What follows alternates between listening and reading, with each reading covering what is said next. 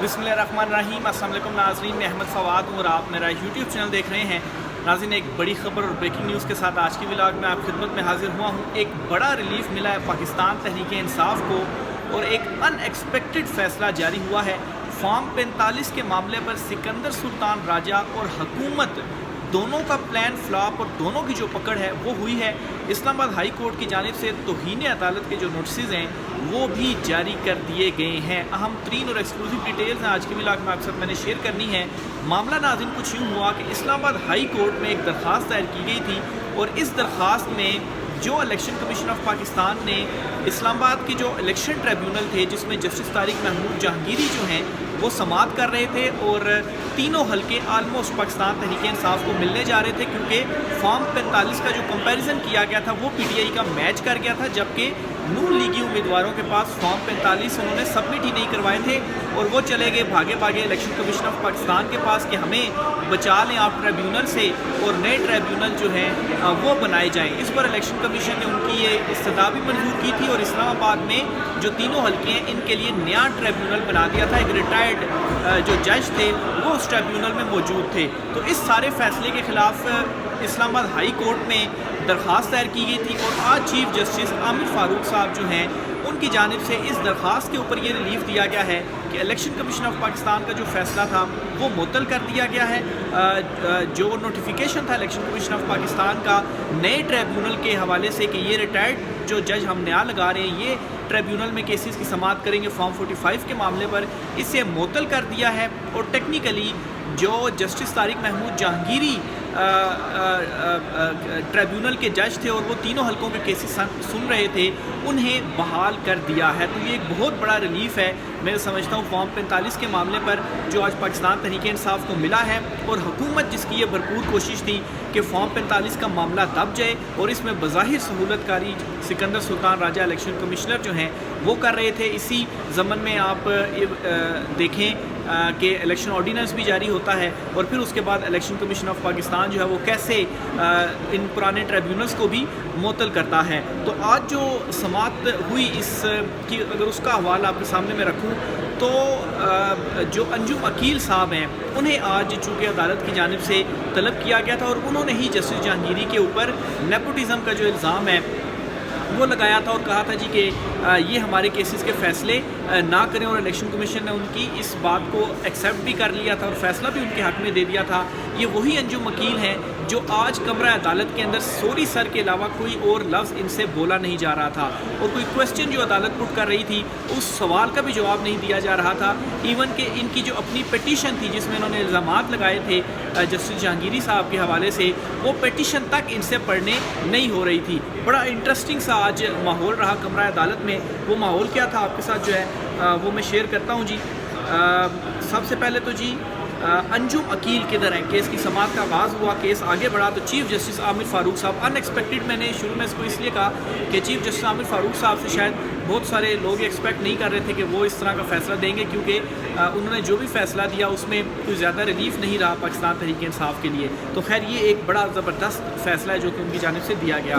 तो अंजुम अकील साहब किधर है ये चीफ़ जस्टिस आमिर फारूक साहब ने पूछा और उन्होंने कहा कि जब वो आए रोस्टम पर अंजुम वकील तो कहा कि आपने बयान हल्फी भी लगाया हुआ है कि जो दरख्वास्त में लिखा है वो दुरुस्त है, फिर आप अंग्रेज़ी पढ़ सकते हैं, पढ़ें ज़रा जो लिखा है। ये चीफ़ जस्टिस आमिर फारूक साहब अंजुम अकील से कह रहे हैं जो इस्लामाबाद का एक हल्का मुबैना तौर पर फॉर्म 47 में उनको विनर डिक्लेयर किया गया, लेकिन फॉर्म 45 में पीटीआई के मुताबिक जो उनके पास है उनमें वो विनर नहीं है। तो उनसे कहा गया जी कि आपने बयान हल्फी भी दिया हुआ, उसमें कहा है जी कि जो कुछ मैंने दरख्वास्त में लिखा हुआ वो दुरुस्त है, तो आप अपनी जो दरख्वास्त है ज़रा उसको आप पढ़ें।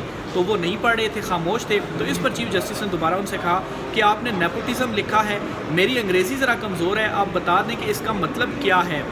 जिस पर अंजुम वकील ने कहा कि ये कानूनी लैंग्वेज है। अब नेपोटिज़म कोई कानूनी लैंग्वेज नहीं है, लेकिन चूँकि वो अब डर गए थे, इलेक्शन कमीशन तो बड़े कॉन्फिडेंट के साथ वो गए थे जी कि यहाँ से हमें रिलीफ मिल जाएगा, लेकिन यहाँ अदालत में अब उनको जब ये पता चला जी कि अदालत तो डटी हुई है, अदालत तो खड़ी हो गई है, वो तो आईन और कानून के मुताबिक फ़ैसले करेगी और ये जो मैंने इल्ज़ामात लगाए हैं इसमें तो मुझे कहीं तौहीन अदालत ना हो जाए और सीट तो मेरी वैसे ही जाएगी कहीं मुझे नाअहल ना कर दिया जाए। तो इस वजह से वो बस डरे हुए और सहमे हुए थे और वो बस جان چھڑانا چاہتے تھے آج کی اس پروسیڈنگ سے، تو انہوں نے کہا جی کہ یہ قانونی لینگویج ہے. قانونی لینگویج یہ کوئی نہیں ہے، حتیٰ کہ عدالتوں میں قانونی لینگویج استعمال ہوتی ہے، لیکن نیپوٹزم کوئی قانونی ورڈ نہیں ہے. لیکن وہ چونکہ عدالت میں اپنے اس بیان کے اوپر ٹھہرنا نہیں چاہتے تھے، تو اس وجہ سے وہ جو ہے انہوں نے کہا جی کہ یہ قانونی لینگویج ہے. اچھا، اس پر چیف جسٹس عامر فاروق سے نے کہا جی کہ اقربا پروری لکھا ہے، آپ نے یہ الزام کیوں لگایا؟ اور ساتھ ہی چیف جسٹس عامر فاروق صاحب نے پھر ان کی تھوڑی سی سرزنش بھی کی، برہم بھی ہوئے، اور یہ کہا کہ انجم وکیل کے ساتھ ان کے ساتھ جو وکیل تھے انہوں نے تھوڑا بہت کور کرنے کی کوشش اس دوران کی، انجم وکیل، تاکہ ان کو پیچھے کیا جائے، وہ آگے ہو کر بات کو گھما دیں اور بات کو جو ہے وہ کور اپ کرنے کی کوشش کریں. تو اس پر چیف جسٹس عامر فاروق صاحب نے کہا کہ آپ وکیل صاحب جو ہیں آپ خاموش رہیں، آپ انہیں لکمہ نہ دیں، انہیں ہم نے ذاتی حیثیت میں بلایا ہے، اور ذاتی حیثیت میں بلائے جانے کا مطلب یہ ہے کہ ہم نے ان سے جو گفتگو ہے وہ کرنی ہے، تو انہیں گفتگو آپ کرنے دیں. اچھا جی، اس پر جی انجم وکیل نے کہا کہ میرے لیے سارے جج بہت قابل احترام ہیں.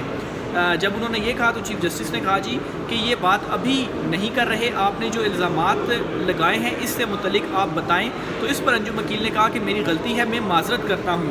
یعنی کہ پہلے آپ الیکشن کمیشن میں جاتے ہیں، الزام لگاتے ہیں، اور پھر جب ہائی کورٹ معاملہ ٹیک اپ کرتی ہے اور آپ کہتے ہیں جی کہ میں معذرت کرتا ہوں. یعنی کہ انہوں نے اپنے الزام پہ معذرت کرنے کا یہ مطلب ہے کہ ہینڈز اپ کر دی ہے. اور وہ جو گئے تھے الیکشن کمیشن کے پاس جسٹس جہانگیری جو کہ ٹریبیونل کے جج ہیں، ان کے اوپر جو انہوں نے الزامات لگائے تھے انہوں نے ایک قسم کا واپس لے لیا، اس لیے وہ معذرت کر رہے ہیں. تو اگر ان کے الزامات غلط تھے اور واپس لے رہے ہیں وہ، اور انہوں نے جو ہے اس کے اوپر معذرت بھی کر رہے ہیں، تو پھر وہ الیکشن کمیشن یا سکندر سلطان راجہ صاحب نے جو فیصلہ دیا ہے پھر اس کا کیا کرنا ہے؟ اور پھر جو سکندر سلطان راجہ صاحب کے اوپر سوال ایک اٹھ رہا ہے کہ ایک الزام ہی غلط ہے، تو آپ اس طرح کا جو فیصلہ ہے وہ کیسے دے سکتے ہیں کہ ایک جو جج ہے اس کے اوپر اس طرح کے جو الزامات ہیں وہ لگائے جا رہے ہیں اور بغیر ثبوتوں کے آپ نے جو فیصلہ ہے وہ دے دیا ہے. تو یہاں پر پھنس چکے ہیں اس وقت سکندر سلطان راجہ صاحب بھی.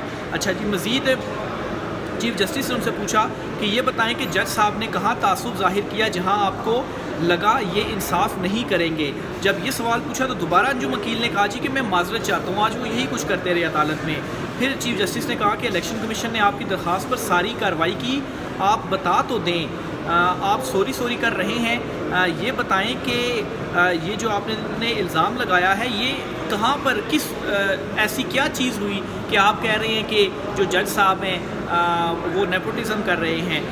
اس پر جی جو ہے وہ انجم وکیل کی جانب سے دوبارہ کہا گیا جی کہ یہ انگلش لینگویج میں چیزیں لکھی ہوئی ہیں اور یہ جو ہے وہ قانونی زبان ہے، یعنی کہ وہ جواب ہی نہیں دینا چاہتے تھے. اچھا جی، اس پر چیف جسٹس عامر فاروق صاحب نے کہا کہ یہ لیگل لینگویج نہیں ہے، یہ سادہ انگریزی ہے. جج صاحب متعصب تھے کیونکہ انہوں نے آپ کی سفارش نہیں مانی. یہ چیف جسٹس عامر فاروق صاحب نے کہا، یہ بہت ریمارکس میں اپنے ان کی جانب سے یہ کہا گیا. اس پر انجم وکیل کہتے ہیں جی کہ نہیں، ہم نے سفارش کی ہی نہیں تھی. تو چیف جسٹس نے کہا کہ اچھا، یہ مجھے نہیں پتہ سفارش کی ہے یا نہیں کی.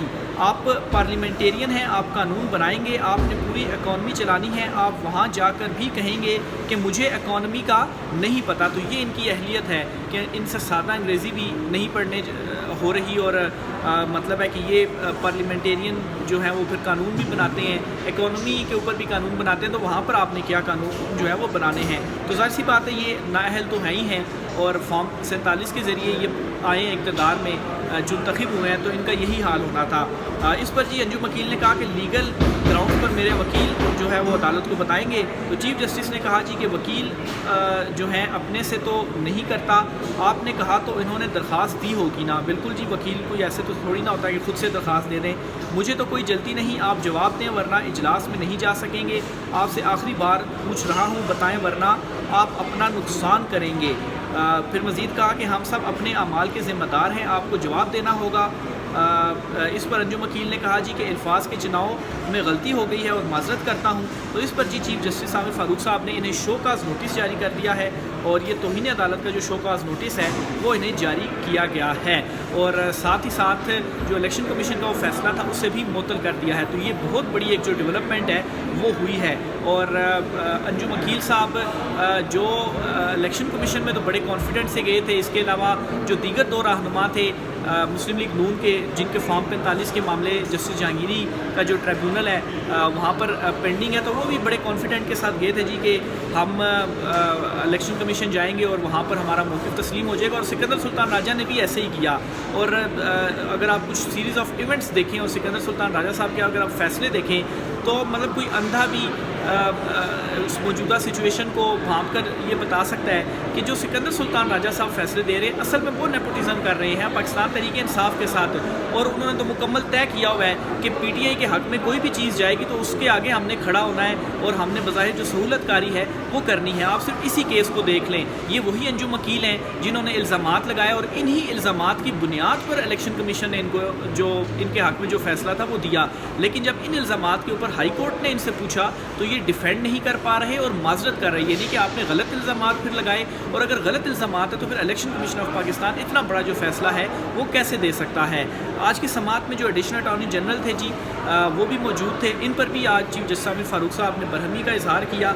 और हुआ कुछ ऐसा था जी कि एडिशनल अटॉर्नी जनरल ने तैयारी के लिए वक्त मांगा। इस पर चीफ जस्टिस आमिर फ़ारूक साहब बरहम हुए और आमिर फ़ारूक साहब ने फिर ये कहा कि 5 मिनट वक्त ले लें, क्या 5 मिनट से भी वक्त कम कर दूं? आप इस ऑर्डीनेंस का कैसे दिफा करेंगे? कौन सा आसमान गिरने लगा था कि कायम मकाम सदर से रातों रात ऑर्डीनेंस जारी करवा दिया, पार्लियामेंट को ख़त्म कर देते हैं और ऑर्डीनेंस के ज़रिए हुकूमत चलवाते हैं। आप लोगों ने ऑर्डीनेंस की फैक्ट्री लगा रखी है, एक वाह फैक्ट्री है और दूसरी ऑर्डीनेंस फैक्ट्री। वो असलहा बनाते हैं और आप जो है वो ऑर्डीनेंस बनाते हैं। ये चीफ जस्टिस आमिर फ़ारूक साहब की जानिब से कहा गया और ऑर्डीनेंस पर भी उनकी जानिब से जो सवालात हैं जी वो उठाए गए। तो ये ओवरऑल आज की जो प्रोसीडिंग थी वो रही।